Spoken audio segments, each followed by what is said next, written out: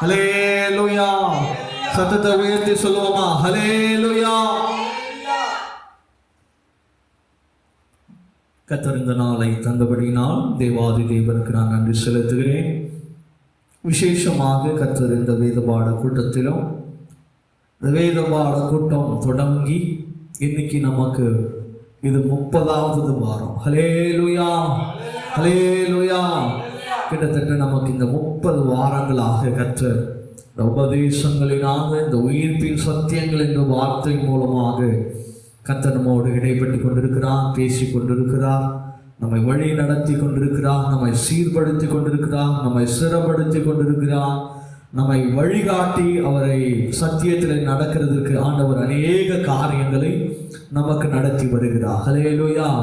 அது மாத்திரமில்லாமல் ஆண்டவர் விசுவாசத்தை குறித்து விசேஷமாக இந்த வருடம் ஜனவரி மாதத்திலிருந்து விசுவாசத்தை குறித்து அநேக காரியங்களை ஆண்டவர் நம்மோடு இடைப்பட்டு அவர் பேசி கொண்டிருக்கிறார். இப்பொழுதும் விசுவாசத்தில் ஒரு 3வது காரியமாக விசுவாசமும் தைரியமும் என்ற தலைப்பில் தொடர்ந்து ஆண்டவர் நம்மோடு இடைப்பட்டு கொண்டிருக்கிறார். இந்த நாளிலும் இந்த விசுவாசமும் தைரியமும் என்ற தலைப்பை ஆண்டவர் இன்றைக்கு அதை நமக்கு நடத்திவார். ஹல்லேலூயா, ஹல்லேலூயா. இந்த விசுவாசமும் தைரியமும் என்ற கடைசி வாரம், அதாவது கடந்த வாரம் புதன்கிழமையில நம்ம பார்த்ததான காரியங்கள், அவர் நம்மை பின்பற்ற வேண்டியவைகளை பின்பற்ற வைக்கிறார் என்று சொல்லி, அதாவது நாம் விசுவாசத்தில் இருக்க வேண்டும் என்று சொன்னால் ஒரு சில காரியங்களை நாம் பின்பற்ற வேண்டும் என்று சொல்லி ஆண்டவர் நமக்கு கற்றுக் கொடுத்தார். 2வது காரியம், விசுவாசம் இல்லாமல் தேவனுக்கு நாம் பிரியமாய் இருக்க முடியாது என்ற ஒரு காரியத்தும் கடந்த நாட்களில் ஆண்டவர் நமக்கு கற்றுத்தந்தவராய் இருக்கிறார். ஹல்லேலூயா. இந்த வாரம் கூட இந்த விசுவாசத்தை குறித்தும் ஆண்டவர், இந்த விசுவாசத்தின் தைரியத்தை குறித்தும் ஒரு சில காரியங்களை இந்த வாரம் நம்மோடு இடைபடுவாராக. அதற்குரிய காரியங்களை நாம் பார்த்து நமக்கு குறித்த நேரத்திலே கர்த்தர் நம்மோடு பேசுவார், இடைபடுவாராக. எடுத்தவர் வாசிக்கலாம். அப்போஸ்தலனாகிய பவுல் எபேசியருக்கு எழுதின நிருபம் 1ஆம் அதிகாரம் அதனுடைய 17ஆம் வசனத்தை வாசிக்க கேட்போம். அப்போஸ்தலனாகிய பவுல் எபேசியருக்கு எழுதின நிருபம் 1ஆம் அதிகாரம் அதனுடைய 17ஆம் வசனத்தை வாசிக்க கேட்கலாம். நம்முடைய கர்த்தராகிய இயேசு கிறிஸ்துவின் தேவனும் மகிமையின் பிதாவுமானவர் தம்மை நீங்கள் அறிந்து கொள்வதற்கான ஞானத்தையும் தெளிவையும் அளிக்கிற ஆவியை உங்களுக்கு தந்தருள வேண்டும் என்றும். ஹல்லேலூயா. நாம இன்னைக்கு ஆண்டவர் இந்த விசுவாசமும் தைரியமும் என்ற காரியத்துல ஆண்டவரை அறிந்து கொள்ளுகிற காரியங்களிலே அவரை, அதாவது நாம கர்த்தரை அறிந்து கொள்வதற்கான ஞானத்தையும் தெளிவையும் அளிக்கிற ஆவி உடையவராய் கர்த்தர் இருக்கிறார். அந்த ஆவியை ஆண்டவரிடத்திலிருந்து நாம் பெற்றுக்கொள்ள வேண்டியது இந்த விசுவாசமும் தைரியமும் என்ற காரியத்தில் நமக்கு மிகவும் அவசியமாய் காணப்படுகிறது. ஹல்லேலூயா, ஹல்லேலூயா. ஏன் கர்த்தரை அறிகிற அறிவுக்கு நமக்கு ஞானமும் தெளிவும் வேணும்னு சொன்னா, அந்த ஞானத்தையும் தெளிவையும் ஆண்டவர் தான் நமக்கு கொடுக்க முடியும். ஹல்லேலூயா, ஹல்லேலூயா. என்னை பத்தி நீங்க அறியணும் அப்படின்னு சொன்னா என்னை பத்தி ஒரு ஸ்டடி எடுக்கணும் இல்லையா? நான் எங்க பிறந்தேன், எங்க வளர்ந்தேன் அப்படின்ற மாதிரி. அதே போலதான் நாம ஆண்டவரை பத்தி தெரிஞ்சுக்கணும், ஆண்டவர்கிட்ட இருந்து காரியங்களை பெற்றுக்கொள்ளணும். வேற எங்கேயும் போக முடியாது, ஆண்டவர்கிட்ட தான் நாம போக முடியும். ஹல்லேலூயா. ஆண்டவரை குறித்து நீங்க அறிந்து கொள்ள வேண்டும் என்று சொன்னா எந்த மனுஷங்கிட்டே நீங்க போக தேவையில்லை, ஆண்டவர்கிட்டயே போய், ஆண்டவரே எனக்கு தெரிந்த புத்தியும் ஞானத்தையும் கொடுங்கப்பா, நீங்க எந்த நேரத்தில் என்ன செய்றீங்கன்னே எனக்கு தெரியல, அதெல்லாம் நான் உங்ககிட்ட இருந்து தெரிஞ்சுக்கணும், அதற்கு எனக்கு என்ன பண்ணுங்க, ஞானத்தையும் தெளிவையும் எனக்கு கொடுங்கன்னு சொல்லி ஆண்டவர்கிட்ட கேட்பீங்கன்னு சொன்னா ஆண்டவர் உங்களுக்கு அந்த தெளிந்த புத்தியும் ஞானத்தையும் கொடுப்பார். ஹல்லேலூயா. இந்த நாளில் நாம விசுவாசமும் தைரியமும் என்ற காரியத்தில் நன்றாக நாம் ஆராயும் பொழுது கர்த்தரை நாம நன்றாக தெரிந்து கொள்ள வேண்டியது அவசியமாய் காணப்படுகிறது. நாம தேவனை அறிகிற அறிவில தேறினவர்களாய் காணப்பட வேண்டும் என்று சொல்லி ஒரு 2-3 வாரங்களுக்கு முன்பதாகவே இந்த வசனங்களை நாம் வாசிக்க கேட்டிருக்கிறோம். நாம ஏன் தேவனை அறிய வேண்டும் என்று சொன்னால், தேவனை அறியும் பொழுதுதான் தேவன் உங்கள் நிமித்தமும் என் நிமித்தம் வைக்கப்பட்டிருக்கிறதான அவர் நம் மூலமாய் செய்யப்படுகிற திட்டத்தை தெளிவாய் நாம் புரிந்து கொள்ள முடியும். அல்லேலூயா, அல்லேலூயா. அப்ப கர்த்தர் உங்களை கொண்டு என்ன திட்டம் வச்சிருக்கிறாரோ அதை ஆண்டவர்கிட்ட இருந்து நீங்க என்ன பண்ணணும்? பெற்றுக்கொள்ளணும். அல்லேலூயா. நம்ம வேதத்துல கூட பார்க்கும் பொழுது மோசே குறித்து ஆண்டவர் என்ன தேவ திட்டம் வச்சிருக்கிறாரோ அதை மோசே தேவனிடத்திலிருந்து ஒவ்வொன்றாக பெற்று பெற்று பெற்று என்ன பண்ணா இஸ்ரவேல் ஜனங்களுக்கு அதை செய்தான். அதே போலதான் நம்முடைய வாழ்க்கையிலும் ஆண்டவர் நம்மை குறித்து என்ன திட்டம் வச்சிருக்கிறாரோ, தீர்மானம் வச்சிருக்கிறாரோ, அந்த திட்டங்களின் தீர்மானம் தேவ சமூகத்தில் இருந்து நாம பெற்றுக்கொள்ள வேண்டியது அவசியமாக இருக்கிறது. ஹல்லேலூயா. பெற்றுக்கொள்ள வேண்டியது அவசியமாக இருக்கிறது. அதற்கு நமக்கு என்ன வேணும்? விசுவாசம் என்ற காரியம் நமக்குள்ள வேணும். ஹல்லேலூயா. ஒரு உயிருள்ள சாட்சியை நான் உங்களுக்கு சொல்றேன் பாருங்க. ஒரு போதகருடைய சபைக்கு ஒரு புதிதாக ஒரு விசுவாசி வந்திருக்கிறாங்க. இது நடந்த விஷயம். ஏதோ நான் என் கற்பனையில தோன்றினதான காரியங்கள் அல்ல. ஏன்னா இது நடந்து ஒரு போதகர் அந்த சாட்சி அவங்க சபையில நடந்தது என்கிட்ட சொன்ன விஷயங்களை நான் உங்களுக்கு அப்படியே தேவ சமூகத்திலிருந்து சொல்லுகிறேன். ஒரு அம்மா கிட்டத்தட்ட அவங்களுக்கு 25 ஆண்டுகளாக தலைவலி. யோசிச்சு பார்த்துக்கங்க. ஒரே ஒரு நாள் இந்த தலைவலின்னு வந்துட்டா நம்ம எவ்வளோ கஷ்டப்படுவோம் அப்படின்றத பாருங்க. நேற்று ஒரு நாள் எனக்கு தலைவலி. நான் மதியம் ஒரு 12 மணிக்கு அந்த தலைவலி நிமித்தமாக நான் படுத்தேன். நான் எப்படி தூங்கினேனே தெரியல. நான் மாலை 5 மணிக்கு தான் நான் எந்திரிக்கும் போது எனக்கு அந்த தலைவலி இல்லை. அந்த 1 மணி நேரம் நமக்கு அந்த தலைவலி இருக்கிறது என்றால் பயங்கரமாய் நம்ம என்ன பண்ணுவோம்? பாடாய் படிச்சிடும். அந்த அம்மாவுக்கு பாருங்க 25 வருஷமா என்னவா இருக்கு? தலைவலி இருக்குது. எங்க போனாலும் என்னவா, எந்த டாக்டர் பார்த்தோம் எதுவுமே எல்லாமே அந்த அம்மாவுக்கு என்னவா இருக்கு? நார்மலா இருக்குது. எல்லாமே நார்மலா இருக்கும். அந்த அம்மாவுக்கு என்னதான் ஆச்சு நமக்கு? சரி, நாம என்ன பண்ணலாம்? இந்த பாஸ்டர் கிட்ட போய், நம்ம பாஸ்டர் நமக்காக நியமிக்கப்பட்டிருக்கிறாருல, அந்த பாஸ்டர் கிட்ட நம்ம போய் கேட்போம் அப்படின்னு சொல்லி அந்த அம்மா என்ன பண்ணியிருக்கிறாங்க? அந்த பாஸ்டர் கிட்ட போய் அந்த பாஸ்டர்கிட்ட கேட்டிருக்கிறாங்க. பாஸ்டர் எனக்கு இந்த மாதிரி தலைவலி 1 வருஷம் 2 வருஷம் இல்லை, 25 ஆண்டுகளாக எனக்கு என்ன பண்ணிருக்கு? தலைவலி இருக்குது. ஒருவேளை அந்த பாஸ்டர் நல்ல விசுவாசத்துல நிறைந்தவராக இருந்ததுனால அந்த பாஸ்டர் என்ன சொல்லியிருக்கிறாரு? ஒன்றும் சொல்லலை. அவரு மா உன் தலையில கை வச்சு இயேசுவின் ரத்தம் ஜெயம், இயேசுவின் ரத்தம் ஜெயம் சொல்லிட்டே இரு, உனக்கு என்ன ஆயிரும்? சரியாயிடும். அந்த அம்மா என்ன நினைச்சிருக்கோம் சொல்லுங்க? அந்த நிலைமையில நீங்க இருந்திருந்தீங்கன்னா என்ன நினைச்சிருப்பீங்க? 25 வருஷமா இல்லையா? போகாத ஹாஸ்பிட்டல் இல்லை, போகாத இடம் இல்லை, செய்யாத வைத்தியங்கள் இல்லை, எல்லாமே செய்துட்டு அந்த அம்மா என்ன நினைச்சிருக்கோம்? என்னடா இவன் பைத்தியக்காரனா இருக்கணும், ஏதாவது ஒரு வழி சொல்லுவான், ஏதாவது ஒரு ஹாஸ்பிட்டலுக்கு போக சொல்லுவான், ஏதாவது தெரிஞ்ச டாக்டர் ஏதாவது என்ன பண்ணுவார், ரெக்கமெண்ட் பண்ணுவார் அப்படின்னு நினச்சிருப்பாங்களோ? இல்லை. ஆனால் அவங்க செய்கிற காரியங்களை பார்க்கும் பொழுது நிச்சயமாகவே அந்த பாஸ்டர் போல அந்த அம்மாவும் அந்த விசுவாசத்தில் வளர்ந்தவங்களா இருப்பாங்க போல இருக்குது. அந்த பாஸ்டர் சொன்னதுனால சரின்னு சொல்லிட்டு அந்த அம்மா வேற வழி இல்லை. ஏன்னா அவர் சொல்லிட்டாரு, இதை செய்து தான் பார்ப்போம், இது கடைசி வழி இதுதான் அப்படின்னு சொல்லிட்டு அந்த அம்மா வீட்டுக்கு வந்துட்டு முதல் நாள் தூங்கும் போது தலை மேல கை வச்சு இயேசுவின் ரத்தம் செய்யும், இயேசுவின் ரத்தம் செய்யும், இப்படி 2 நாளா அந்த அம்மா என்ன பண்ணிட்டு இருக்குது? சொல்லிட்டே இருக்குது. தூங்கி 2 நாள் தூங்கி எழுந்திரி மூன்றாவது நாள் அந்த அம்மா தூங்கி எந்திரிக்கும் போது அந்த அம்மாக்கு இருந்ததான 25 வருடங்களாக இருந்த அந்த தலைவலி அன்றைய 3வது நாள் அந்த அம்மாக்கு இல்லாம போயிடுச்சு. ஹல்லேலூயா, ஹல்லேலூயா. சத்தமா சொல்லாமா ஹல்லேலூயா? விசுவாசிக்கிறவங்க ஹல்லேலூயா சொல்லாமா ஹல்லேலூயா? அந்த அம்மா ஒரு ட்ரை தான் பண்ணாங்க. 25 வருடங்கள், 1 வருடம் இல்ல 2 வருடம் இல்ல, 25 ஆண்டுகளாக இருந்ததான தலைவலி அந்த அம்மாக்கு இல்லாமல் போக ஆண்டவர் உதவி செய்தார். ஹல்லேலூயா.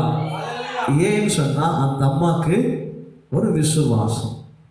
அந்த டாக்டர், அந்த பாஸ்டர் அவர் வாழ்க்கையில அனுபவித்ததான அந்த விசுவாச காரியங்களை அந்த விசுவாசிக்கு சொல்லி கொடுத்தார். அந்த விசுவாசி கேட்டது மாத்திரம் இல்லாம அதை அவங்க வாழ்க்கையில என்ன பண்ணினாங்க, அபியாசப்படுத்தினாங்க. அதனாலதான் அவங்க வாழ்க்கையில, அவங்களுடைய சொந்த வாழ்க்கையில என்ன நடந்திருக்கிறது, கிரியை நடக்குது. ஹல்லேலூயா. இன்னைக்கு நிறைய பேர் என்ன பண்றோம் தெரியுமா, விசுவாசம் என்ற வார்த்தைகளை கேட்க மாத்திரம் தான் கேட்கிறோமே தவிர அத வாழ்க்கையில நாம என்ன பண்ண மாட்டோம், செயல்படுத்த மாட்டோம். அடுத்தவங்க வாழ்க்கையில, அடுத்தவங்களுடைய வாழ்க்கையில காரியங்கள் நடக்குதே தவிர ஏன் வாழ்க்கையில நடக்க மாட்டேங்கிறது என்பதை நிறைய நாள்ல நம்ம யோசிக்கிறோம். அந்த விசுவாசிக்கு நடந்துருச்சு, அந்த அம்மாக்கு நடந்துருச்சு, ஏன் பாஸ்டருக்கு நடந்துருச்சு, பாஸ்டருடைய குடும்பத்துல நடந்துருச்சு, அவங்க தெரிஞ்சவங்களுக்கு நடந்துச்சேன்னு சொல்லி கேட்கிறோமே தவிர ஏன் என் வாழ்க்கையில நடக்க மாட்டேன்றது என்பதை நாம யோசிக்க மாட்டோம். ஏன் என்று சொன்னால் நாம விசுவாசத்தை என்ன பண்றோம்னா காது வரைக்கும் தான் கொண்டு போகிறோம். ஹல்லேலூயா. அந்த விசுவாசத்தை உள்ள என்ன பண்ண மாட்டோம், கொடுக்க மாட்டோம். யோசிச்சு பாருங்க, அந்த அம்மா 25 வருடங்கள். அப்போ அந்த அம்மா அதை போய் பாஸ்டர் கிட்ட போயிட்டு, பாஸ்டர் நீங்க சொன்னீங்க ஜெபம் பண்ணோம், என்னாச்சு, எனக்கு கர்த்தர் விடுதலை கொடுத்தார். அந்த அம்மா ஒரு பொருத்தனை பண்ணாங்க, எனக்கு இந்த தலைவலி மட்டும் சரியாச்சுன்னா 25 சபைகளிலே நான் சாட்சியா சொல்றேன்னு சொல்லி அந்த அம்மா அந்த பொருத்தனையை பண்ணி ஒவ்வொரு சபையாய் போய் என்ன பண்றாங்க, அதை சாட்சியாய் சொல்லி கொண்டிருக்கிறாங்க. ஹல்லேலூயா. என்னுடைய நண்பருடைய சபைக்கு அந்த அம்மா வரும்போது அது 5வது சபை. அப்ப இன்னும் எத்தனை சபைக்கு அவங்க அந்த சாட்சியை சொல்ல போகிறாங்க, இன்னும் 20 சபை. ஹல்லேலூயா. எத்தனை பேர், நல்லா கவனிச்சுக்கோங்க, விசுவாசத்தில் ஜெயம் பெற்ற எத்தனை பேர் கர்த்தர் நம்முடைய வாழ்க்கையில செய்ததான நன்மைகளை இப்படியாய் நாம் சாட்சிகளாய் சொல்லுகிறோம், சாட்சியாய் வாழுகிறோம் என்பதை நாம் ஆராய வேண்டியது மிகவும் அவசியமா இருக்கிறது தேவ பிள்ளைகளே. ஹல்லேலூயா. அந்த அம்மா செஞ்சிட்டாங்க, அதனால நீங்க செய்யுங்கன்னு சொல்லல. நம்முடைய வாழ்க்கையில நடைபெறாத காரணத்துக்கு என்ன தெரியுமா, நாம நம்முடைய சபைகளிலே நின்று சாட்சி சொல்லுகிறதற்கு, கர்த்தர் ஒரு நன்மையை செஞ்சாருன்னு சொல்லுகிறதுக்கு நம்ம சபைகளில் இன்னைக்கு என்ன பண்ணி கொண்டிருக்கிறோம், வெட்கப்படுகிறோம். தேவன் செய்த நன்மைகளை, நீங்க ஒன்றும் ஆண்டவர் செய்யாத காரியங்களை சபைகளை நின்று சொல்ல போகிறது இல்லை. அந்த அம்மா அவங்க சபை மாத்திரம் அல்லாமல் அவர்கள் எங்கெங்கெல்லாம் சபைகள் இருக்கிறதோ தேடி கூச்சப்படாம போய் தேவ சமூகத்தில் நின்று கர்த்தர் செய்த நன்மைகளை என்ன பண்றாங்க, சொல்லுறாங்க. அதுதான் விசுவாசமும் தைரியமும். ஹல்லேலூயா, ஹல்லேலூயா. அதை கேட்டுக்கொண்டிருக்கிற என் தேவ பிள்ளைகளை, உங்க வாழ்க்கையில விசுவாசத்தை மாத்திரம் வைத்துக் கொள்ளாதீங்க, அந்த விசுவாசத்தோடு கூடிய அந்த அபியாசப்படுத்துகிற காரியங்கள் நமக்குள்ள வேண்டும். நாம ட்ரை பண்ணுகிற குணம் வேணும். நாம அதை ட்ரை பண்ணலாமே, ஏன் இதை நம்ம ட்ரை பண்ணக்கூடாது என்ற ஒரு காரியங்கள் நமக்குள்ள காணப்படணும். அப்படி நம்ம காணப்படுத்தலாம், அப்பொழுதுதான் நமக்கு கர்த்தர் அதை செய்கிறதற்கு தான் இங்கே பேசி நம்ம பார்க்கிறோம். ஆண்டவரே, இதை நாங்கள் பெற்றுக்கொள்வதற்கு தான் எனக்கு ஞானத்தையும் தெளிந்த அறிவையும் எனக்கு கொடுங்க, அழிங்க அப்படின்னு சொல்லி இங்கே வசனம் சொல்லுகிறதாய் காணப்படுகிறது பிள்ளைகளே. ஹல்லேலூயா, ஹல்லேலூயா. நம்ம நிறைய நேரத்தில் ஆண்டவர் கிரியை செய்கிற வேலையில நம்ம ஆண்டவருடைய விசுவாசத்தை விட்டு ஓடி போகிறோம். அந்த தைரியம் இல்லாமல் போகிறது. நாம தைரியமாய் மேற்கொள்ளுகிற காரியங்கள்ல உறுதியா இருக்க வேண்டியது நமக்கு அவசியமா இருக்கிறது. ஹல்லேலூயா, ஹல்லேலூயா. 1 வருஷம் 2 வருஷம் இல்லைங்க, 25 ஆண்டுகளாக கஷ்டப்பட்டு கொண்டிருக்கிற அந்த தாயாருடைய காரியத்தை என் தேவனால் மாற்றக்கூடும் என்று சொன்னால் உங்களுடைய வாழ்க்கையில கர்த்தர் அவர் மாற்ற வல்லவராய் இருக்கிறார். ஹல்லேலூயா. சத்தமா சொல்லாமா? ஹல்லேலூயா. நம்முடைய வாழ்க்கையில கர்த்தர் கிரியை செய்ய முடியும் இல்லையா? அந்த அம்மா வாழ்க்கையில கர்த்தர் கிரியை செய்கிறாருன்னு சொன்னா நம்ம வாழ்க்கையில ஆண்டவர் கிரியை செய்ய நிச்சயமாய் முடியும். அதற்கேற்ற விசுவாசமும் தைரியமும் நமக்குள்ள வேண்டியது மிகவும் அவசியமா இருக்கிறது. அப்போ நமக்குள்ள அந்த விசுவாசமும் அந்த தைரியமும் நமக்கு மிகவும் அவசியமாய் காணப்படுகிறது. தேவ பிள்ளைகளே, வாழ்க்கையில உங்களை விசுவாசத்தை காது வரைக்கும் கொண்டு போகாதீங்க. அந்த விசுவாசம் உங்க வாழ்க்கையில கிரியை செய்ய வேண்டும் என்று சொன்னா அதை உங்களுக்குள்ள அபியாசப்படுத்த வேண்டும். அந்த அபியாசப்படுத்துகிறதுக்கு அதற்கேற்ற ஞானத்தையும் தெளிந்த புத்தியும் யார்கிட்ட இருக்கிறது? ஆண்டவர்கிட்ட இருக்குது. அதை அளிக்கிற தேவனிடத்திலிருந்து நீங்க பெற்றுக்கொள்ள வேண்டியது மிகவும் அவசியமாக இருக்கிறது. ஹல்லேலூயா, ஹல்லேலூயா. சங்கீதக்காரன் சொல்லுகிறான், 119ஆம் சங்கீதம் வாசிக்கலாமா? 119ஆம் சங்கீதம் அதனுடைய 14வது 119:4. சங்கீதம் 119. உமது கட்டளைகளை நாங்கள் கருத்தாய் கை கொள்ளும்படி நீர் கற்பித்து. ஆண்டவர் நமக்கு கற்றுத் தருகிறார். எதெல்லாம் நீ செய்யணும், எதெல்லாம் நீ செய்யக்கூடாது என்பதை ஆண்டவர் குழந்தைக்கு சொல்லித்தர மாதிரி சொல்லித்தர. ஆண்டவர் என்ன பண்ண மாட்டார்? எதையும் சொல்லித்தராம ஆண்டவர் என்ன பண்ண மாட்டாரு? இதை நான் சொல்லேனே, செய்தேனே, இதை செய்ய சொல்லி சொன்னேனே, நீ செய்யலேன்னு தான் ஆண்டவர் கேட்பாரு. தவிர ஆண்டவர் எதையும் நமக்கு கற்றுத்தராமல் சொல்லி கொடுக்காம ஆண்டவர் இதை செய்யலையே அப்படின்னு சொல்லி என்ன பண்ண மாட்டார்? ஆண்டவர் எப்பொழுதும் நம்மிடத்துல இருந்து கேட்கவே மாட்டார். உமது கட்டளைகளை நாங்கள் கருத்தாய், அதை எப்படி கை கொள்ளணும்? நம்ம கருத்தாய் கை கொள்ளணும். ஏதோ யானாத்தானோ செய்யணும்ன்றதுக்காக இவைகள் எல்லாம் நம்ம என்ன பண்ணக்கூடாது? செய்யக்கூடாது. இந்த ஆர்மி, இந்த போலீஸ் எல்லாம் பார்த்தீங்கன்னா அவங்களுக்காக ஒரு சில ரூல்ஸை வச்சிருப்பாங்க. அவங்களுடைய யூனிஃபார்ம்ஸ் எப்படி இருக்கணும், அவங்களுடைய ஹேர் ஸ்டைல்ஸ் எப்படி இருக்கணும், அவங்களுடைய அந்த முக தோற்றங்கள் எப்படி இருக்கணும். நீங்கள் பார்த்தீங்கன்னா எனக்கு தெரிஞ்ச இந்த ஆர்மியிலலாம் பார்த்தீங்கன்னா உடம்புல இந்த டேட்டூ என்ன பண்ணியிருக்கக்கூடாது? போட்டிருக்கக்கூடாது. இந்த கைகளிலோ கால்களிலோ இந்த எழுதுறாங்க இல்லையா, மைகளினால் எழுதப்பட்டிருக்கிறது இல்லையா, அப்பேற்பட்ட எழுத்துக்களை என்ன பண்ணக்கூடாது? அவங்க எங்கேயுமே எழுதக்கூடாது. அப்படி எழுதியிருந்தா அவங்க என்ன பண்ணிடுவாங்க? ரிஜெக்ட் பண்ணிடுவாங்க. அப்பேற்பட்ட, அதாவது நான் ஒரு உதாரணத்துக்காக சொல்லுகிறேன், அவங்களுக்கு என்னென்னலாம் ஒரு காரியங்கள் வைக்கப்பட்டிருக்கிறதோ அதை அவங்க என்ன பண்ணணும்? ஃபாலோ பண்ணிடணும். காலையில் எழுந்திரிக்கணும், தினம் ஷேவ் பண்ணணும். அவங்க முகத்தில் வந்து டெஸ்ட் பண்ணுவாங்க. இப்படி தேய்க்கும் போது அவங்க முகத்தில் என்ன இருக்கக்கூடாது? அப்படி ஒரு சொரசொரப்பாகவோ இல்லை ஒரு நாள் ஷேவ் பண்ணாமல் அப்படி முகம் அவங்களுக்கு என்ன பண்ணக்கூடாது? இருக்கக்கூடாது. ஏன்னா அவங்க தினம் என்ன பண்ணணும்? அவங்களை ஷேவ் பண்ணிக்கொண்டே இருக்கணும். ஏன்னா அவங்களுக்கு என்று வைக்கப்பட்டிருக்கிற ஒரு ரூல்ஸ். அதே போலதான் நமக்காக வைக்கப்பட்டிருக்கிறதான கட்டளைகளை நாம் கருத்தாய் கை கொள்ள வேண்டியது மிகவும் அவசியமாய் இருக்கிறது. தேவ பிள்ளைகளே, இன்னைக்கு நாம கிறிஸ்துவ ஜீவியத்துல இன்னைக்கு நாம வாழ்ந்து கொண்டிருக்கிறோம் என்று சொன்னால், கிறிஸ்துவ வாழ்க்கை எப்படி வேணாலும் வாழ்கிறது, கிறிஸ்துவ வாழ்க்கை அல்ல என்பதை நாம் ஆராய வேண்டியது மிகவும் அவசியமா இருக்கிறது. தேவ பிள்ளைகளே, ஹல்லேலூயா.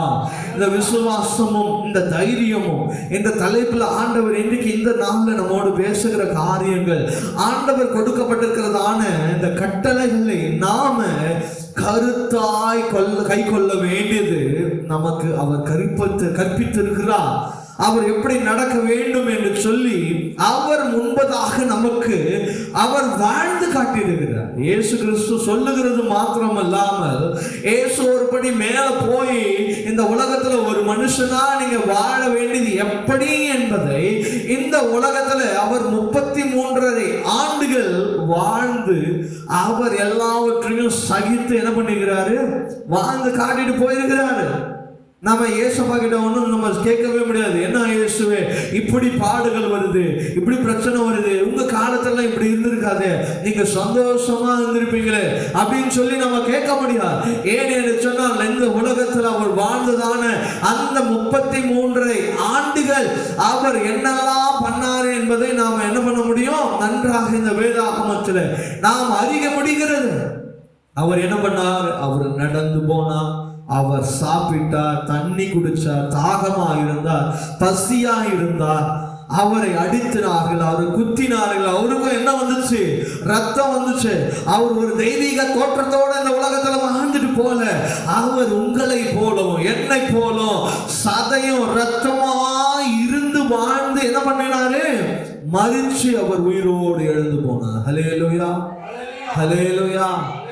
அப்போ ஆண்டவர் இப்படிலாம் நடந்து கொள்ளணும் பிள்ளையே, நீ பரிசுத்தமா வாழணும் அப்படின்றத ஆண்டவர் காண்பித்து காட்டுகிறார்.